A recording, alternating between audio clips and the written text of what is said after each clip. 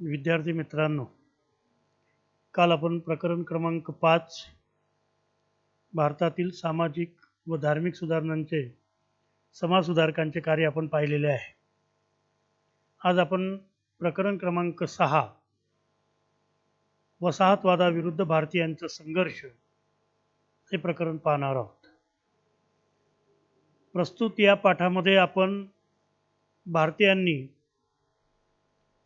इंग्रजांचे जे वसाहतवादी जे धोरण होते, त्या वसाहतवादी धोरणाला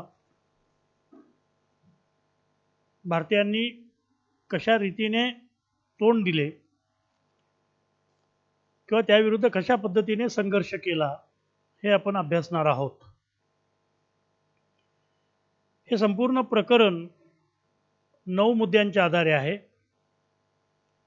आणि त्या 9 मुद्द्यांचा साहाय्याने आपण भारतीयांनी केलेला संघर्ष आपण या प्रकरणामध्ये पाहणार आहोत. त्यातला पहिला मुद्दा आहे 1857च्या उठावापूर्वीचे लढे. आपल्याला सगळ्यांना माहीत आहे की इतिहासामध्ये 1857चा उठाव किंवा सावरकरांनी ज्याला 1857चे स्वातंत्र्य युद्ध किंवा स्वातंत्र्य समर असं म्हटलेलं आहे, तो 1857चा उठाव हा अचानक घडलेला नव्हता.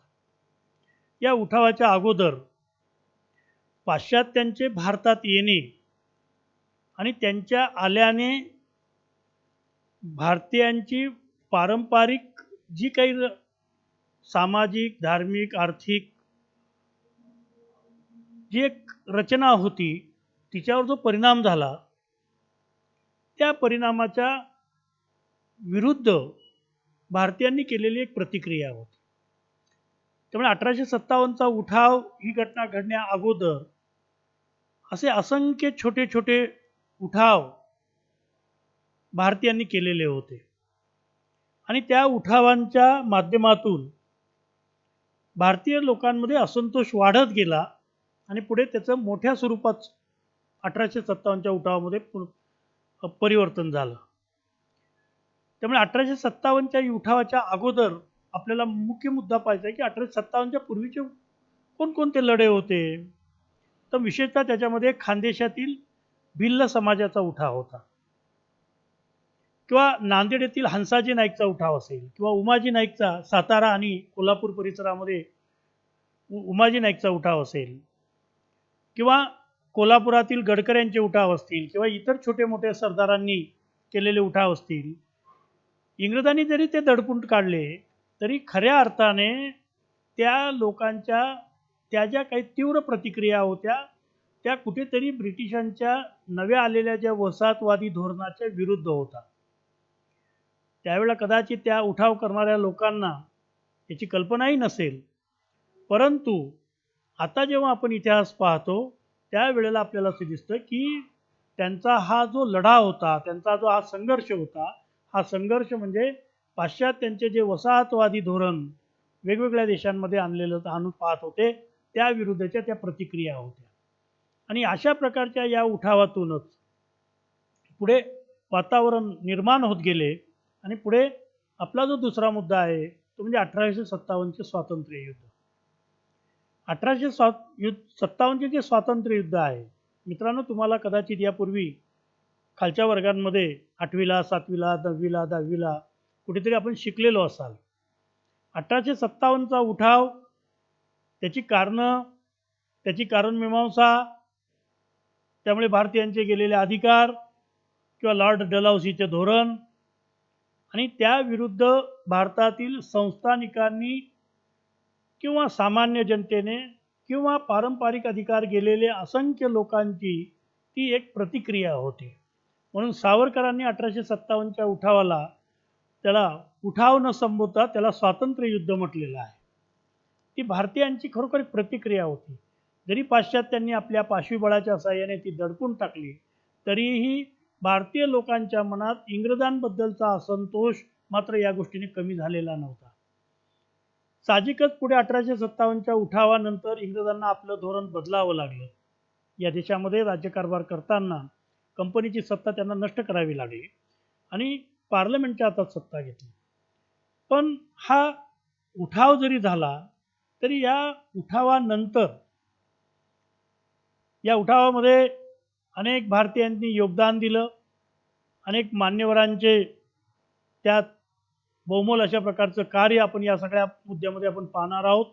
त्याचे परिणाम, कारणे, त्या महत्त्वाच्या व्यक्तींचं कार्य आपण सर्व अभ्यासणार आहोत. 1857च्या उठावात जरी दडपलं गेलं तरी एक प्रकारे इंग्रजांविरुद्धची भावना ही वाढत चाललेली होती. त्याला प्रतिकार होऊ लागलेला होता. आणि मग साहजिकच हळूहळू भारतीय समाजामध्ये शिकलेले लोक, इंग्रजी शिक्षणाने शिकलेले लोक पुढे येऊ लागलेले होते. आणि साहजिकच कुठेतरी देशव्यापी अशा प्रकारचं एक संघटना असली पाहिजे, एक व्यासपीठ असलं पाहिजे, अशी मागणी होऊ लागली किंवा त्याची गरज निर्माण झाली. आणि त्यातून भारतीय राष्ट्रीय सभेच्या स्थापनेची पार्श्वभूमी तयार झाली. 1885मध्ये राष्ट्रीय सभेची स्थापना झाली. या स्थापनेला कोणकोणती गोष्टी कारणीभूत ठरल्या, कोणकोणत्या व्यक्तींचं यामागे बहुमोल अशा प्रकारचं कार्य आहे. राष्ट्रीय सभेचा स्थापना होण्याच्या अगोदर भारतामध्ये वेगवेगळ्या प्रांतामध्ये वेगवेगळ्या छोट्या छोट्या अशा संघटना स्थापन झाल्या होत्या आणि त्यांचं त्या त्या भागापुरतंच कार्य होतं. परंतु कुठेतरी देशव्यापी अशा प्रकारची एक संघटना असली पाहिजे, तिची आवश्यकता निर्माण झाली आणि त्यातून 1885मध्ये राष्ट्रीय सभेची स्थापना झाली. मित्रांनो, राष्ट्रीय सभेच्या स्थापनेनंतर सुरुवातीला राष्ट्रीय सभेमध्ये जे नेते होते ते सर्व उच्च विद्याविभूषित, इंग्रजी शिक्षणाने भारित झालेले, इंग्रजांना आदर्श मानणारे अशा व्यक्तींचा समावेश होता. आणि त्यामुळे साहजिकच त्यांना मवाळवादी नेते असं म्हटलं जातं. सुरुवातीला या लोकांचा त्याच्यावर प्रभाव असल्यामुळे इंग्रजांनी त्यांच्या देशामध्ये ज्या पद्धतीने लोकशाही केलेली आहे, साहजिकच त्या पद्धतीची लोकशाही आपल्याही देशात आली पाहिजे. त्यासाठी अगोदर आपला समाज जागृत केला पाहिजे आणि मगच आपण सुधारणा घेतल्या पाहिजेत, अशा विचारसरणींचा हा मवाळवादी गट होता. पण हळूहळू राष्ट्रीय सभेमध्ये काही नवे लोक, नवे नेते यायला लागले आणि केवळ अर्ज विनंत्या करून आपल्या पदरात काही पडणार नाही. इंग्रज आपल्या अर्ज विनंत्यांना कर्जाची केराच्या टोपलीमध्ये टाकतात. त्यामुळे ते आपल्या मागण्या लवकर मान्य करणार नाही. म्हणून यासाठी काहीतरी प्रत्यक्ष कृती केली पाहिजे. नाक दाबल्याशिवाय तोंड उघडणार नाही. आणि म्हणून इंग्रजांच्या या धोरणाला किंवा इंग्रजांना आपली मागणी पटवून देण्यासाठी, आपली मागणी मान्य करून घेण्यासाठी काहीतरी जहाल कृती केली पाहिजे, असे काही एका गटाला वाटत होते. आणि विशेषतः लोकमान्य टिळक किंवा यासारखे नेते त्यामध्ये आग्रही होते. आणि त्यातून काँग्रेसमध्ये मवाळ आणि जहाल अशा दोन्ही विचारसरणीचा एक संगम त्या काळामध्ये पुढे सुरू झाला. त्यातून विचारसरणीमध्ये पुढील केलेल्या कार्य करण्याची त्यांची नीती असल्यामुळे साहजिकच मवाळ आणि जहाल विचारसरणीतून काही कार्य सुरू झालं. परंतु त्यात वाद वाढत गेले आणि साहजिकच त्यातून काँग्रेसमध्ये पुढे फूटही पडली. परंतु मित्रांनो, या दोन्ही नेत्यांचे उद्दिष्ट मात्र एकच होते. भारतीयांना स्वातंत्र्य मिळालं पाहिजे, त्यांना अधिकार मिळाले पाहिजे. त्यांचे मार्ग जरी वेगवेगळे होते विचारसरणीचे, पण ते भारतीयांना पुढे नेणारे, स्वातंत्र्य मिळवून देणारे होते. त्यामुळे त्यांचंही कार्य आपल्याला या प्रकरणामध्ये पाहायचं आहे. त्यांची विचारसरणी आपल्याला समजून घ्यायची आहे. त्यानंतर आपण आणखी एक भाग पाहणार आहोत की स्वातंत्र्य मिळवण्यासाठी जशी या विचारसरणीचे लोक होते तसे सशस्त्र क्रांतिकारकांचे लढे देणारे लोक होते. देशासाठी रक्त सांडलं पाहिजे, रक्ताशिवाय क्रांती होणार नाही. इंग्रज हे बऱ्या बोलाने देणार नाही. त्यांना त्यांच्याच भाषेत आपण समजवले पाहिजे. काहीतरी निश्चित कृती केली पाहिजे.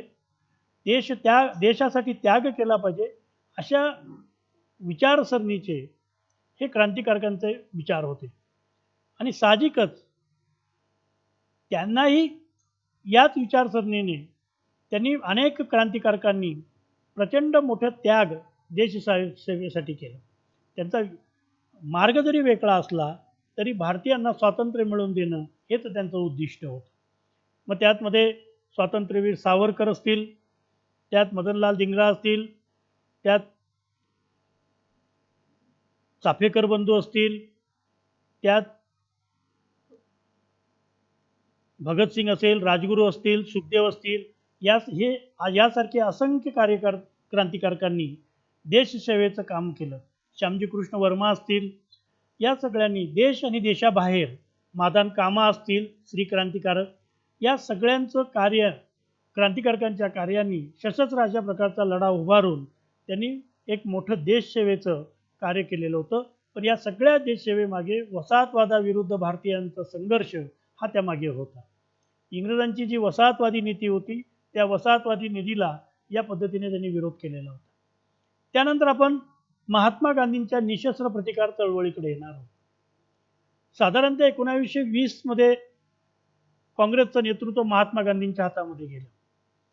महात्मा गांधींचे विशेषतः निशस्त्र प्रतिकारामध्ये मग सत्याग्रह असतील, सविनय कायदेभंग असेल किंवा चले जाव चळवळ असेल, यासारख्या अनेक अशा प्रकारच्या चळवळी की कुठल्याही प्रकारे निशस्त्र प्रतिकार अहिंसेच्या मार्गाने सरकार जोपर्यंत आपल्या न्याय मागण्या मान्य करत नाहीत, सत्य मान्य करत नाहीत, तोपर्यंत आपण वारंवार त्या गोष्टीने चळवळी उभ्या करणे आणि आपल्या मागण्या मान्य करून घेणे, यासाठी गांधीजींनी चळवळ उभी केली. अनेक लोक विशेषतः महात्मा गांधींवर विश्वास ठेवून त्यावेळा भारतीयांनी स्वतःला झोकून दिलं आणि महात्मा गांधींनी अनेक अशा प्रकारच्या चळवळीतून ब्रिटिशांच्या वसाहतवादी अन्यायी धोरणाविरुद्ध संघर्ष केला आणि त्यात आपण यशस्वी झालो. त्याचबरोबर आपल्याला अजून एक नाव या ठिकाणी विशेष उल्लेख करावा लागेल आणि ते म्हणजे आझाद हिंद सेना.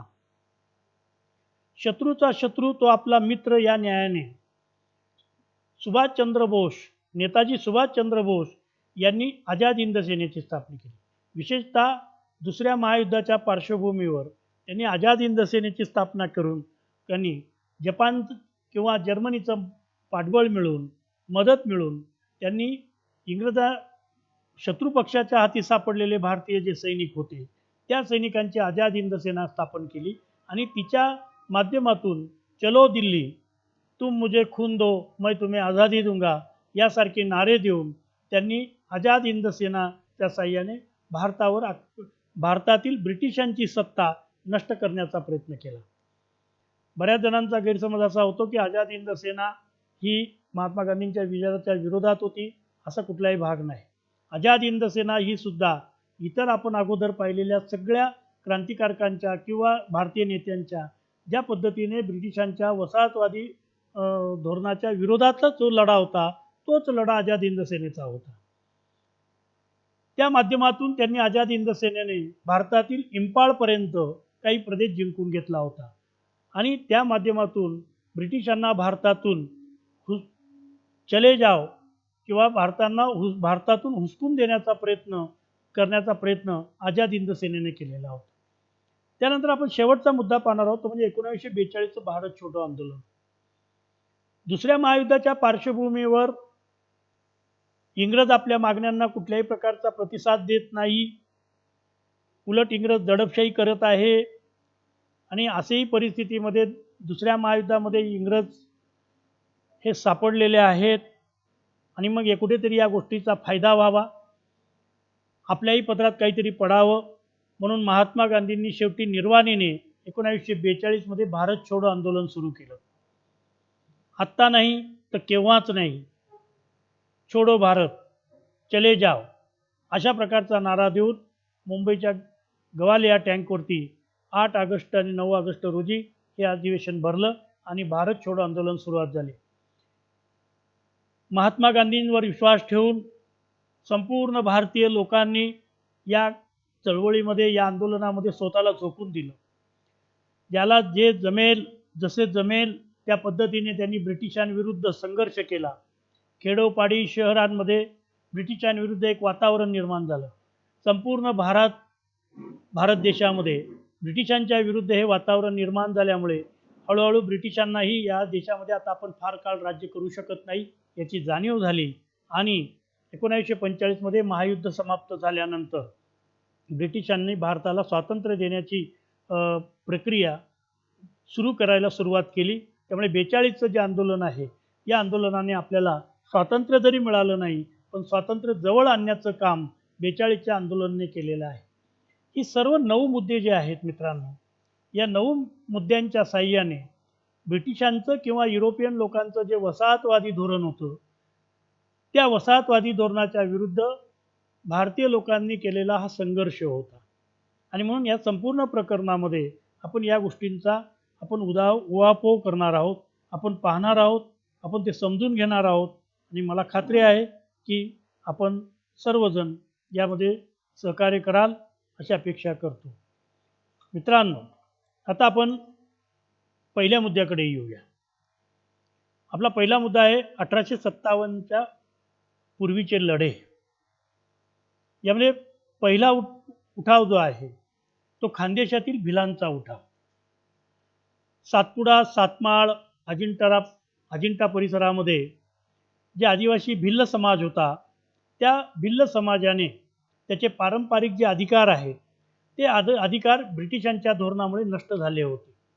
कुठेतरी या समाजावर अन्याय होत होता आणि म्हणून साहजिकच त्याविरुद्ध या आदिवासी समाजाने एक प्रतिक्रिया म्हणून त्यांनी पाश्चात्यांविरुद्ध उठाव केला. या उठावाला दुसऱ्या बाजीरावाचे सहकारी त्र्यंबकरावजी डेंगळे यांनी यांना संघटित करून प्रेरणा दिली. एवढेच नव्हे तर त्यांचे जे पुतणे होते गोदाजी व महिपा यांनी या भिलांच्या उठावाचं नेतृत्व केलं. मित्रांनो, अशा प्रकारे हा उठाव दडपून काढण्यासाठी कॅप्टन ब्रिज व माउंट टुवर्ड एल्फिस्टन यांनी उठाव मोडून काढण्यासाठी प्रयत्न केले. विशेषतः माउंट टुवर्ड एल्फर्डने आदिवासीतील काही भिलांनाच हाताशी धरून समाजाच्या संरक्षणाची जबाबदारी त्यांच्यावर टाकली. काहींना त्याने जमिनी इनाम दिल्या. त्यांचे प्रयत्न करून त्याने एका बाजूने आदिवासी विरुद्धच आदिवासींना लढवण्याचा प्रयत्न केला. त्यातून त्याला काही थोडंफार यश मिळाले, परंतु हा उठाव वाढतच गेला. 1822मध्ये हरिया हा जो भिलांचा मोर्चा होता त्याचा उठाव कॅप्टन रॉबिन्सनने मोडून काढला.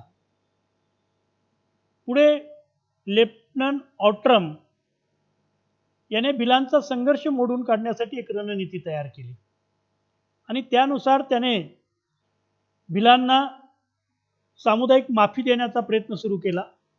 त्यांना जमिनी दान देण्याचा प्रयत्न केला. इव्हन त्यांना वतने द्यायला सुरुवात केली. त्यांना सरकारी नोकरीमध्ये सहभागी करून घेण्याचा प्रयत्न केला. त्यांच्यामध्ये जाऊन त्याने त्यांचा विश्वास संपादन करण्याचा प्रयत्न केला. काही आदिवासींना शहरामध्ये आणून त्यांचं शहरीकरण करण्याचा प्रयत्न केला. त्याच्या या धोरणाला काही अंशी यश मिळालं आणि परिणामी हळूहळू भिलांच्या उठावांचा किंवा आदिवासींच्या उठावांचा जी तीव्रता होती ती कमी कमी होत गेली आणि कालांतराने तो संघर्ष इंग्रजांना मोडून काढता आला असं आपल्याला दिसून येतं. मित्रांनो, या सगळ्या आदिवासींच्या उठावामागे स्वातंत्र्य किंवा समता, बंधुत्व किंवा नवे विचार असा कुठलाही जरी भाग दिसत नसला तरीसुद्धा त्यांचे हे उठाव स्थानिक पातळीवरती छोटे जरी असले तरी कुठेतरी त्यामागे पारंपरिक अशा प्रकारचे जे काही त्यांचे अधिकार गेलेले होते त्या आणि इंग्रजांनी त्यांचे जे पारंपरिक अधिकार नष्ट केलेले होते किंवा कुठेतरी इंग्रजांच्या नव्या आलेल्या हे काही वसाहतवादी धोरणाविरुद्ध ती प्रतिक्रिया होती असं आता आपल्याला म्हणावं लागतं. यानंतर दुसरा एक पाहणार आहोत तो म्हणजे हंसाजी नाईकचा उठाव. हंसाजी नाईकचं राज्य नांदेडच्या परिसरामध्ये होते, म्हणजे आजच्या नांदेडच्या परिसरामध्ये होते. आणि इंग्रजांनी जेव्हा निजामाचं राज्य जिंकलं त्यावेळेला त्याला निजामाच्या राज्यात सामील होण्यास सांगण्यात आलं. त्याने निजामाच्या राज्यात सामील होण्यास नकार दिला. उलट त्याने निजामाचे काही किल्ले जिंकून घेतले. साहजिकच इंग्रजांनी त्याविरुद्ध प्रतिकार करण्यासाठी किंवा त्यावरती इंग्रजांची प्रतिक्रिया म्हणजे साहजिकच इंग्रजांनी आपलं सैन्य हंसाजी नाईक विरुद्ध पाठवायला सुरुवात केली आणि त्यासाठी major Pitman, captain Evans, captain Taylor यांनी 400 सैन्याच्या फौजेसह त्याच्यावर चालून जाण्याचा प्रयत्न केला. 25 दिवस हे युद्ध अखेर सुरू होते आणि अखेर हंसाजीचा पराभव झाला. हंसाजी नाईकचा छोटासा प्रयत्न सुद्धा कुठेतरी ब्रिटिशांच्या वसाहतवादी धोरणाचा संघर्ष होता, विरुद्ध होता, असं आपल्याला दिसून येतं. त्यानंतर आपण तिसऱ्या मुद्द्याकडे जाणार आहोत, तो म्हणजे रामोशांचा उठाव. विशेषतः सातारा, सांगली, कोल्हापूर या परिसरामध्ये रामोशी समाज आहे. या सातारा जिल्ह्यामध्ये चितूरसिंग नावाचा रामोशांचा जो प्रमुख होता, त्याच्या नेतृत्वाखाली रामोशांनी उठाव केला. पारंपरिक आपले सगळे अधिकार गेलेले आहेत असं पाहून रामोशांनी हा उठाव करण्याचा प्रयत्न केला. साहजिकच संतू नाईक आणि उमाजी नाईक हे उठावाचे मोरखे होते. त्यांनी पुण्याजवळील बांबुर्ड्याचा सरकारी खजिन्याची तिजोरी लुटली. एवढंच नव्हे तर पुण्याहून मुंबईला जाणारा सरकारी खजिना जो आहे तो त्यांनी ताब्यात घेतला आणि त्या माध्यमातून त्यांनी उठावासाठी लागणारं साहित्य खरेदी केलं. त्यांच्या या कृतीमुळे इंग्रजांनी उमाजी व त्याच्या सहकारी